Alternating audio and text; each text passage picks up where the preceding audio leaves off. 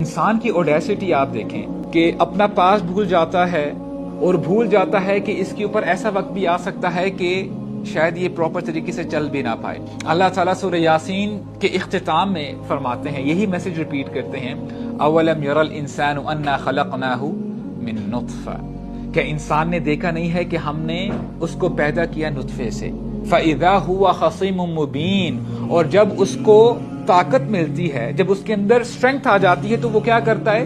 جھگڑا کرتا ہے، جھگڑالو بن جاتا ہے۔ وَضَرَبَ لَنَا مَثَلًا وَنَسِيَ خَلْقَهُ، ہمارے بارے میں مثالیں بیان کرتا ہے اور اپنی خلقت کو بھول جاتا ہے۔ اور آیت کے اگلے الفاظ کیا ہیں؟ قَالَ مَن يُحْيِي الْعِظَامَ وَهِيَ رَمِيمٌ، اور کہتا کیا ہے؟ ہڈیوں کو اوپر کر کے، ہڈیاں چورا چورا ہوتی ہیں، کہ کون ان ہڈیوں کو دوبارہ زندہ کرے گا؟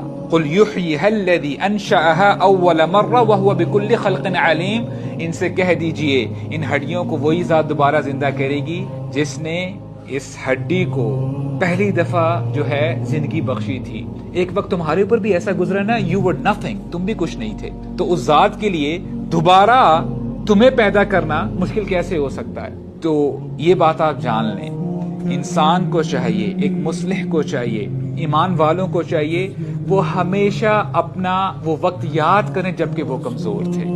اس سے کیا ہوگا؟